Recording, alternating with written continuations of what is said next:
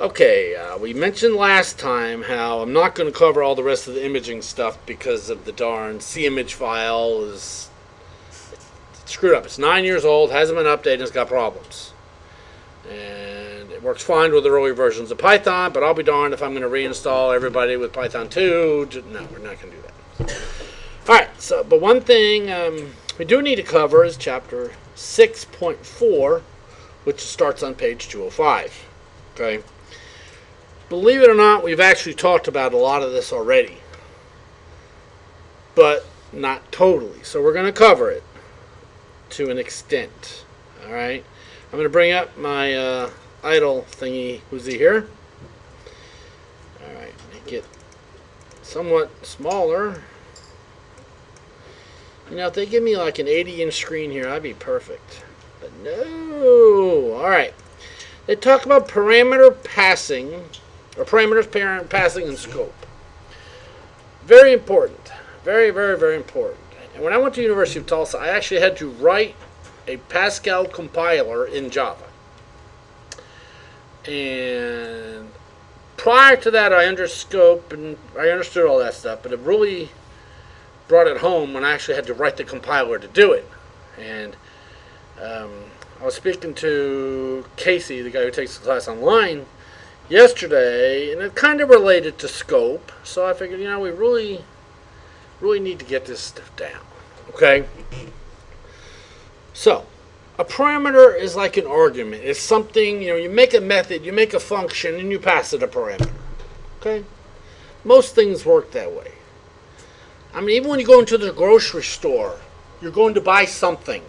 That something would be the parameter. I'm going shopping for a whatever.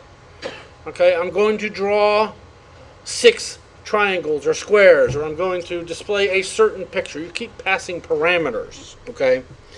Just like the hypotenuse here needs A and B as parameters. Which is a way to make my mouse thingy bigger, but oh well. So, A and B would be the parameters, and then we could use them for something, okay? You'll see on the call here, we're actually passing it 3 and 4. 3 and 4 get received as A and B. Well, they don't match. You'll see down here it's 3 and 4. Up here it's A and B. Do they need to match?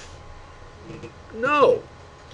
But what happens when you actually pass it 3 and 4? Are you really passing 3 and 4? What you're passing it is a copy of 3 and a copy of 4. Okay? Because 3 still has its own value afterwards. Okay? So we're passing the value 3 and the value 4. Then we do some math with it up there. Then we do a calculation of C, and then we return C. When we're done, 3 still has the value 3, 4 still has the value of 4. Okay? You could also pass it variables. Like here, we make a variable side 1 and side 2. We can set them to a value. Then we could, pass the variables. Why do we make variable names to begin with? Anyone know?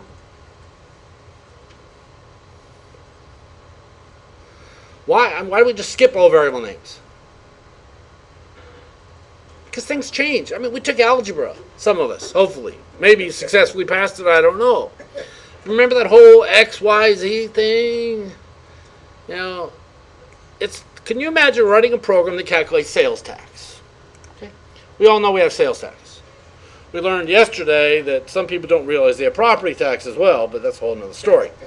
But you have sales tax or insurance. Well, let's go with insurance. Anyone pay homeowners insurance in here? A couple of you? Did yours go up this year? Mine went up by like 28%. Wow. I was like, holy heck, nothing's changed. I haven't had a fire and nothing. And I contacted my insurer that says, yes, due to the excessively large number of claims this last year, across the board, everybody's going up. So if you haven't renewed yours lately, you're going to see it. I think it would be because of the earthquakes. Yeah, well, it's not just here, it's everywhere. So I said, okay, so we have a lot of claims this year. Insurance rates go up. Next year, we don't have a lot of claims, so they stay the same. They're not going to go back down. You know that. Yeah, it's not going to happen. But the point is, can you imagine if we wrote a program for calculating insurance, and any time the rates change, we had to write a brand new program? That would suck. Yeah. So what you do is you have variables to store the current rate. Okay. It's like a lot of stuff. You ever get credit cards? Some of you have credit cards. You know, if you have bankruptcies, you don't get very good interest rates. You get like 23, 24, 26% interest sometimes. Okay. So the interest rate is something that changes based on who you are. I go in and get something like 0% interest, or I just refinanced my house a year ago with 3% interest. I'm like, 3? Seriously? That's one reason I don't need to pay off my house early, because I got such a good interest rate. I can actually invest it and make more money. But the point is we have variables to store that stuff. Okay. In the example here, we have side 1 and side 2. And it's also, if I was working with the hypotenuse, okay, which is basically square root of a squared plus b squared, and I gave you 3 and 4. Well, is 3 side A or is 4 side A? I don't know. Or side 1 or side 2. So by giving it a name, or you ever seen the Saturday Night Live commercial about Pat? You know Pat? You don't know if Pat's a guy or a girl? You ever seen that one? It's a few years ago. It was like, Pat! You know, and it's like, I don't know if it pertains to anyone here, but some names can be either way. Like Pat could be a guy, could be a girl. Now I have a student this semester in another class that's the same way, because it's an online student. And someone said, is that a he or a she? I'm like, well, their picture in D12 is of a child, so it's obviously their kid, but still it could be a he or she, so you don't really know. But, you know, if it was identified as first or last, it helps you identify. If it identifies male or female, helps you. So we use variable names and stuff like that to help identify things. And in this case, side 1 and side 2 helps us identify which side you're referring to. Okay? All right, so and we can do calculations with them. You know, here, okay, they passed 3 and 4. Here they pass side 1 and side 2. Does it matter? No, it doesn't matter. How about here where they pass side 1 times 2 and side 2 times 2? Could they do that? Sure. You can do calculations in it. You can add variables together. You could whatever. But whenever you're going to use something like this, like I'm using side 1 right here, you need to define it. That's an issue with a lot of you are having, actually all programming students having. They spell something wrong. Okay? If you work with VB, it could care less. Uppercase, lowercase, whatever. If you work with Java, Python, C, C++, it's case sensitive. So in this case, side is a lowercase s and number 1. I could see someone mistype. Well, you see me mistyping stuff in here all the time. There's some words I just cannot type. Okay? So really, you know, as long as it's defined and declared, you can use it correctly. Okay? Let's, actually, you know what? I'm going to walk through this example. It's short enough, we can type this one in. And we're going to talk more about it. Where's my darn mouse? There it is. Okay. I'm just going to type in what they got here. Import math. What did that do? What did import math do? Might be handy for something on Monday. Yeah, it brought in the functions that pertain to math. It basically says, hey, anything that comes with a math class, like square root, you can now use. Okay. So if I said DEF, what's DEF? Define, okay. Might be handy to know that on Monday. Are you recording this? Yes. But I plan on losing the recording. All right. C equals math dot square root A2. No, what should actually happen? Okay, and then return. Darn it, what did I do wrong? Alright, what did I do? Oh, I have a 9 instead of... So it's close. It's close. So how can I fix that without retyping the whole thing? Go up to it and push enter. Okay, there's got to be a way. So if I go up here, where's my damn mouse? Hit enter. Ta-da! Okay. So go over here and replace this 9 with an 8. Is that what you wanted? Parentheses. Alright. Okay. Then we're going to do return C. Okay? But didn't do nothing. What just happened? I typed all that and it did nothing.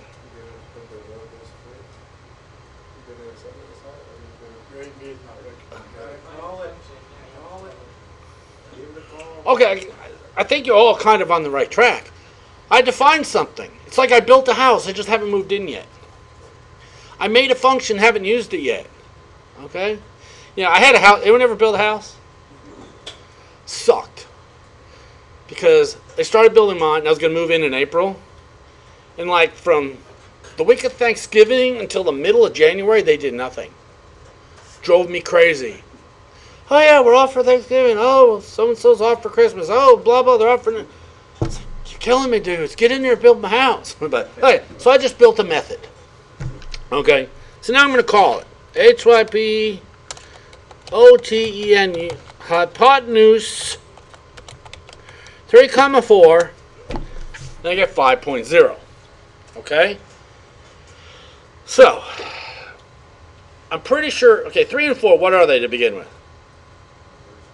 They're what? They're numbers. That's exactly what I'm looking for. What kind of numbers? Don't say small ones. That's not good. Not prime. Integers. Integers. No decimal places. Okay? Then how come when I gave it 2 integers, another name would also be primitives.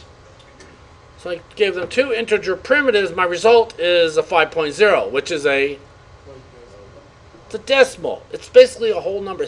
It's a number with a decimal place. So why, giving it 2 integers, did I get a float or a double?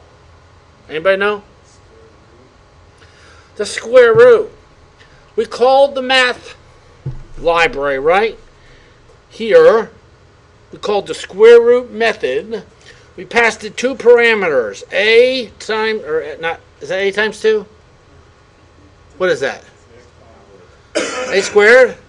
A squared, okay. So we passed it A squared plus B squared. So what is A squared? How did he get 9? I see letter A. Oh, okay. So what we did was we passed it a 3. That parameter came in as an A. So this A is really a 3. 3 squared is 9. Okay? So then what's this B? 4. We entered the integer primitive 4. That parameter was received into the variable named B. We multiply B times B. 16. 4 times 4 is 16. So now we're going to do, what was A? 9 plus 16 is 25. Then why did I get a 5? Because all that is included inside of the math square root function. So we basically said, hey, what's the square root of 25? That gets stored inside of C. Square root returns a decimal number, which is a float or a double. Then I return the 5. Then we output 5 on the screen. Right? Right there.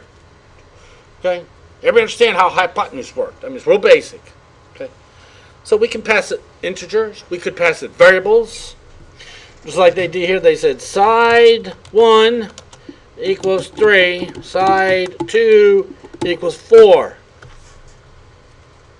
Okay, I did those differently. What did I do different there? Spaces. Did it matter? No, it did not matter. Okay. So now I'm going to call hypotenuse. This time I'm going to pass to side 2. Can I do that? Yep. Still got a 5. So I can pass it a combination of variables. I can pass it primitives. I can pass it whatever I feel like.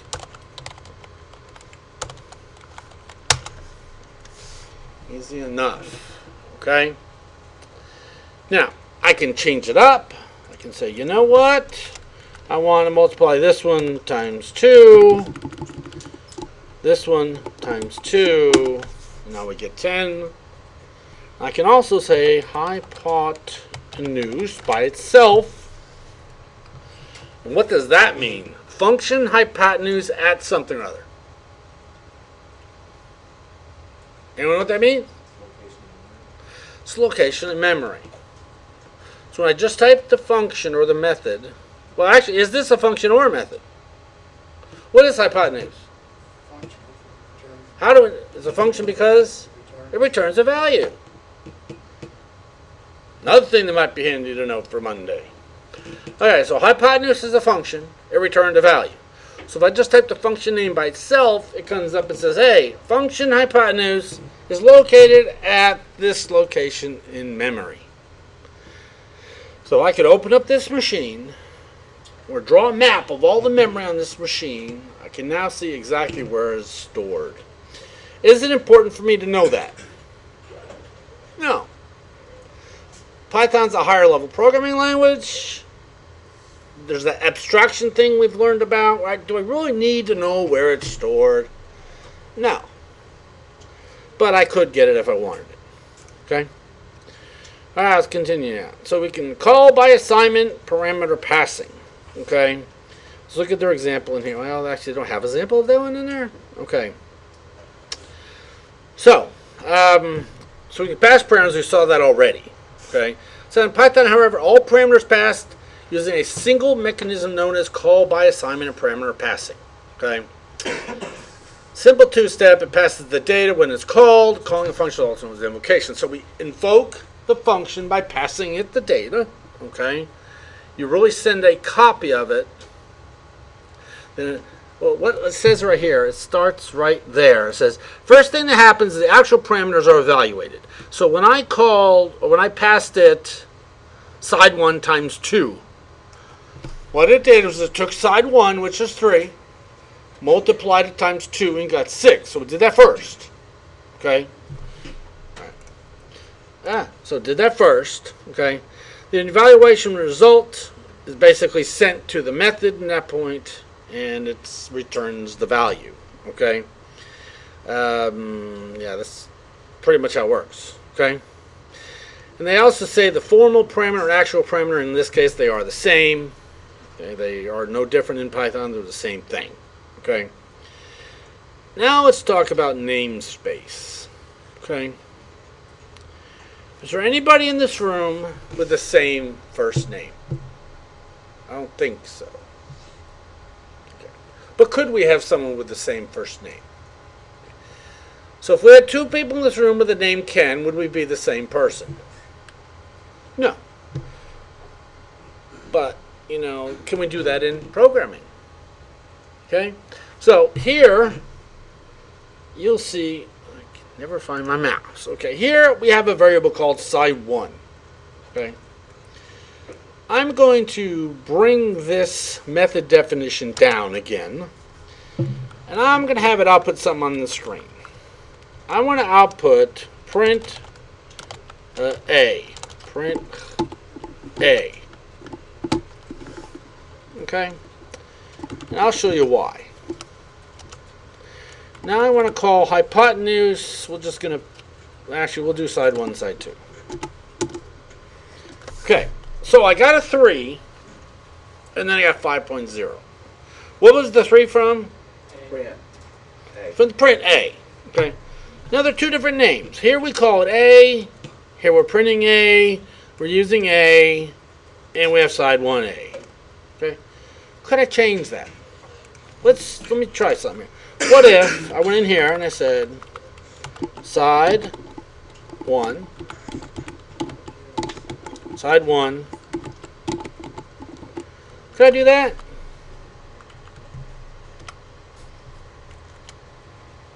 Obviously I can. It took it. So what I just did was I got rid of A. A is now gone. Now let me run this thing again.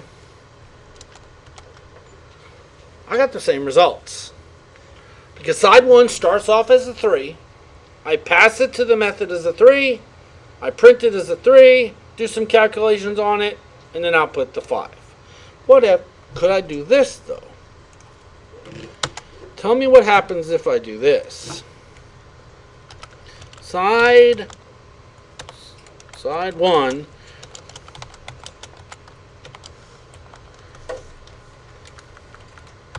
Don't screw that up. Can I do that? Now what am I going to get on the screen? 6. Okay, so I got 6. Alright, but I want to print out side 1 still. Wait a minute. I specifically said print side 1. First of all, I received the 3. Then I said side 1 is equal to side 1 times 2. So side 1 is now 6, and we know that because we printed it. Y'all agree we printed 6? So then why, when I just say give me side 1, do I get a 3? Not really. Cameron's on the right track. What happens is, when I call side 1 right here, okay, I'm passing it a 3. Okay. Even though I receive it as side 1 into the method, or the function in this case, I receive it as a 3. Then I'm changing its value. But the scope of side 1 is internal to that function. Even though I say side 1 right down there that's highlighted, this side 1's a totally different side 1. Totally different. That's why normally I rename them. In file, out file, or something so you can tell they're different. Because what happened when I did this right up here, when I did this statement right there, that's manipulating side 1 that's inside the function. It's not manipulating side 1 that's outside the function. Okay? So that's why in here, inside the method, I printed out a 6. But after the method, I printed a 3. What that means, the scope of the variable, side 1, is defined outside the method. But it's also defined, or a function. It's also defined inside the function. So even though it's got the same name, I don't like using the same name because then people assume it's the same variable. It's not. I could go in here, change this variable's name to car. No, I can't. I can change it down here though. So I can change this to car.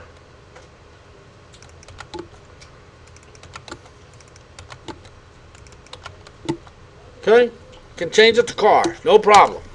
Okay? Now if I run it again, you see I get the same results. Because the names are different. Even though the names were the same a minute ago, they were still different variables. It's like having multiple people with the same name. Okay? You know, I have a silver car outside. I'm assuming when they built my car, they built more than one. I'm assuming. You would think that they'd like build all one model with certain options, then change it and build one with different options. Then when they paint, they probably paint a bunch of silver ones, did a bunch of white ones, or whatever. But are they the same car? So even though somebody else has a silver car just like mine with the exact same options, it's just not as cool as mine. It's a different car.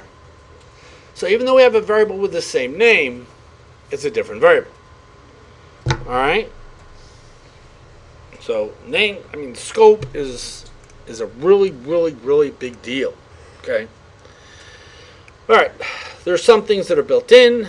You know, we already know what str is, we know what int is, we know what range is. We've talked about all of those. All 3 of them will be on the test. Alright. And here, you know, they're talking about, I don't really like the way they show this picture, but you can have the same variable names inside of multiple methods. You can have them, you know, you just can't use the same name in the same scope. What I mean by that is, okay, we know right now the side 1 is equal to what? 3. Oh, I want to make a new side 1. So what did it do? It didn't make me a new one? No, because I'm in the same namespace, I'm in the same scope. When I said side 1 equals 5, it said, hey, whatever side 1 variable in this current scope, which is not inside of the function, whatever side 1's equal to is now 5. That does vary with different languages. Okay? In Python, I could do side 1 equals 5 to create a new variable, side 1 equals 5 to overwrite an existing variable. It doesn't care. In certain languages, it does. Java, C, it does matter. Sometimes it's a variable already defined. So it's like, oh, I'm sorry. See, in Python, we're not going in there and saying, I want an integer called side 1 that equals 5. I just say side 1 equals 5. And it says, hey, you're passing me an integer, so side 1 is an integer. So it kind of idiot-proofs it for us. But it's not always a good thing. Okay, but it does. So that's just how it works. Okay. Here. When we type import math, we imported the functionality of the math class, and then we can use square root. Make sense? That's what we did. Okay. Now, I can also type dir. That is going to show me all the stuff currently defined. We have hypotenuse is defined because we made the method or the function. We have math because obviously we imported it. We have side 1. We have side 2. These are a lot. We have a lot of built-in stuff. So this is all the stuff that's currently usable by Python. Okay, so pretty simple there. But we can do it differently. Actually, we're going to get now. If I just type math, not that button. If I just type math, it's going to say, oh, that's a module. Math is built in. And since we imported it, we can use it. Okay? That's what we got so far. Okay? I can type dir of math. So if I do dir by itself, it's like everything Python knows about. If I do a directory of math, now we're saying, hey, what is the directory of the methods or stuff I can use it from the math class? Okay? So if I was to import turtle, then I could do directory of turtle. Actually, let's do that. Import turtle. Import spelled correctly, turtle. Turtle. Import turtle. Now if I do dir, now we have a new item there called turtle. And if I want to see the functionality of turtle, I could actually see, oh, look, there's X, there's Y, there's shape, there's stamp, there's sys, there's speed, there's split, so on and so forth. All right, let's see what else is there. There's something different here. Okay. So far, we've done import math. Okay. That basically says bring in the functionality of the math class so we can use it. Okay. So again, we already did that. If I type dir, you'll see I know about math right there. I know about math. Now, what if I type from math import everything? Okay, now let's look at dir.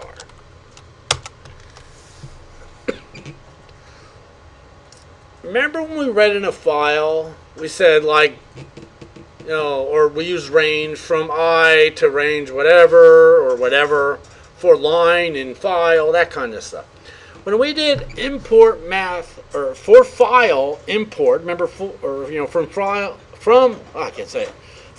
math import, what we said is don't just give the ability to use the math class, actually bring it in.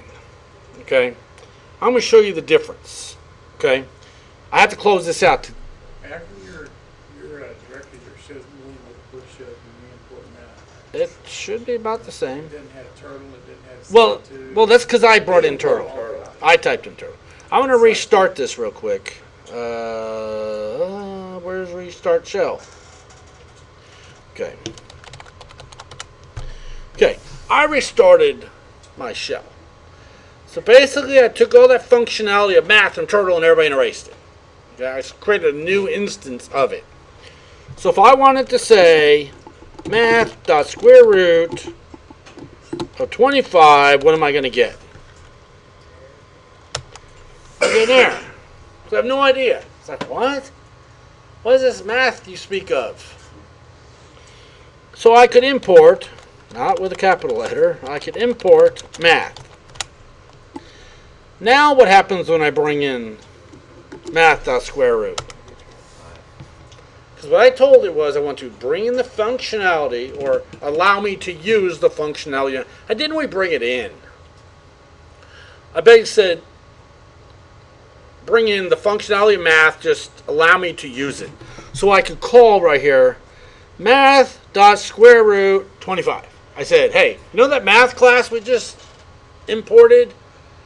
Use that square root function, okay? Because we can only use stuff we know about, okay?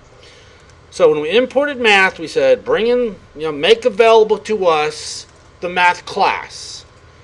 So when we said math.square root, we said, you know that math class you're aware of? Now bring in the method square root, and we used it, okay?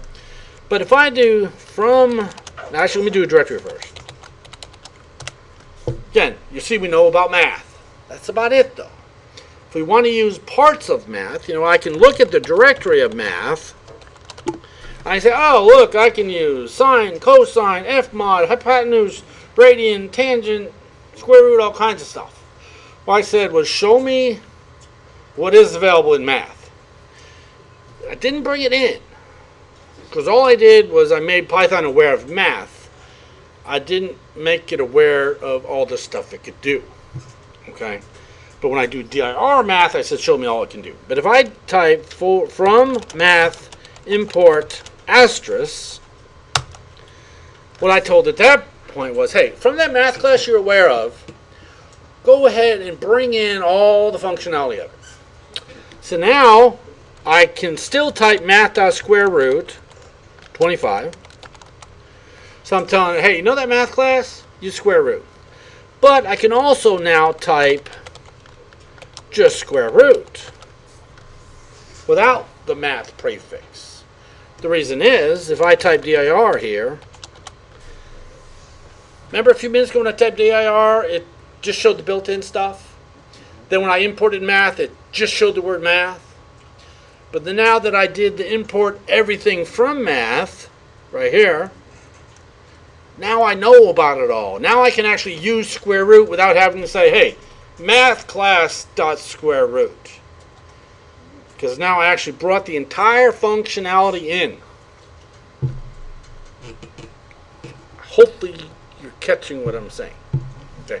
This won't be on this test, but it is a very important aspect. So what did that really do to me though?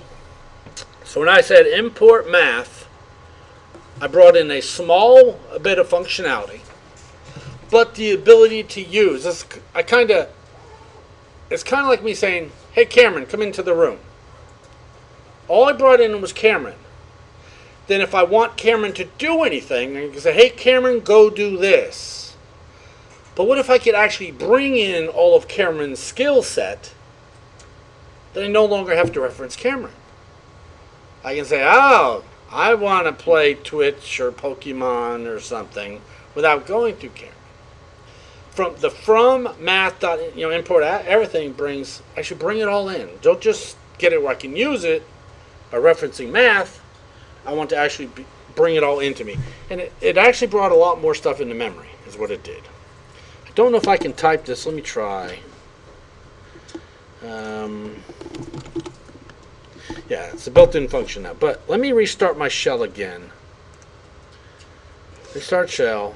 I'm going to type math.tan. We shouldn't work. We should know about it because I didn't import it. So I import math.tan for tangent. Okay.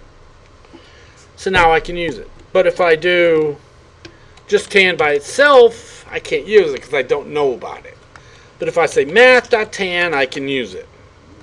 But when I do from math import everything, Now I can actually use it. So it's better to do it that way then. Math. Yes and no. If I'm going to use one method in math, I'm just going to use square root. That's all I want. Okay? But if I'm going to use a bunch of stuff from math, rather than having to reference it, math dot square root, math dot cosine, math dot tan, I could just say tan or square root. So it really depends on how much of the functionality you really want. Okay? Hopefully you kind of understand that. I can't think of another way to tell you. I mean, the section's really short here in the book. You can read it. It might explain. It will explain it differently, but you might be a little different. Okay. Now let's talk about calling functions. They have local variables. They have global variables. When we did hypotenuse a little bit ago, remember we defined hypotenuse. How did we do that? We typed DEF hypotenuse colon. Then we gave all the functionality of hypotenuse. Okay. So what we did is we defined a variable at that point. Inside of hypotenuse, we actually defined a new variable. Does anyone remember? Actually, we defined 3 variables in there. What were the 3 variables we defined inside of hypotenuse? Anybody remember? What? A, B, and C. A, B, and C. Because remember, we defined hypotenuse in parentheses A comma B. And then we said C equals A squared plus B squared, or math dot square root A squared plus. So really, A and B were the first 2 we defined. C was the 3rd one we defined. So they were all local to the hypotenuse, just like it shows there. Okay? But the actual main Python script didn't know anything about A, B, and C. You can kind of see it in the picture there. Okay? Right here, the main script knew about side 1, knew about side 2, and knew about the method of hypotenuse. From inside of hypotenuse, we knew about A, B, and C. Okay? I cannot reference A, B, and C outside of hypotenuse. I cannot reference side 1 and side 2 inside of hypotenuse, unless I redefined them, which I did in my example. Okay? So they were local to the method. Okay? Let's see. So if I said, let's look at their example here. We defined a method called test1. Okay. In that method, we defined a variable A. Y'all agree with that? We can add some stuff to it. We can print it out. Whatever. Then outside the method, we also defined a variable A. We gave it the value of 6. Okay. Inside of test 1 right here, I passed it A, so I passed it the value of 6. Inside of the method, we added 5 to it. So when we printed, it became 11. But outside the method, just like I did on mine, A still has the value of 6, because A never changed. The A inside of test 1 changed, but the A defined outside did not change. Okay? So, looking here, we defined a method called test2. It knows of 2 variables. Actually, yeah, we can do that. Okay. I didn't talk about this part yet. So, inside here, so I defined test2. Test2 receives 1 parameter. It's a B. Y'all see that? Okay. So I can print B. But now we want to print A. Has A been defined inside of test2? No. Then how the heck did it print to 6? Let me write this one in here real quick. Okay? I'm going to type this in so we can walk through it. All right. So I'm going to say A equals 6. So define test2 B. Let's say print B, print A. Okay? Test2 14.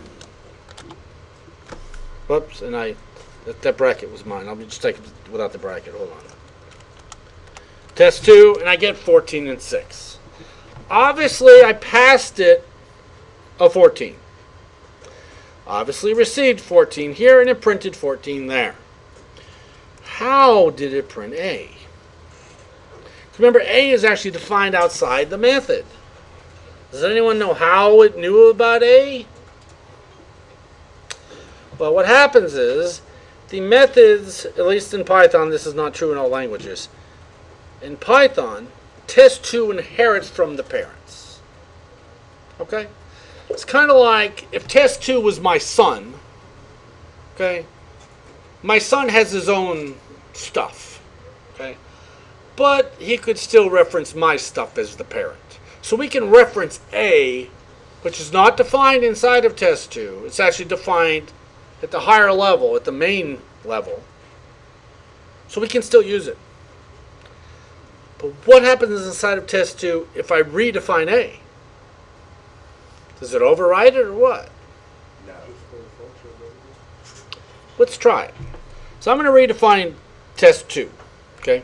Remember, if I call test2 right now, if I call it right now, I get a 14 and a 6. Everybody agree with that?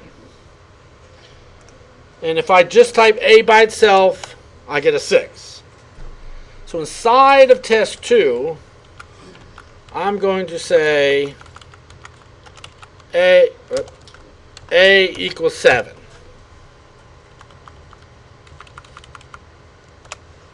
Okay?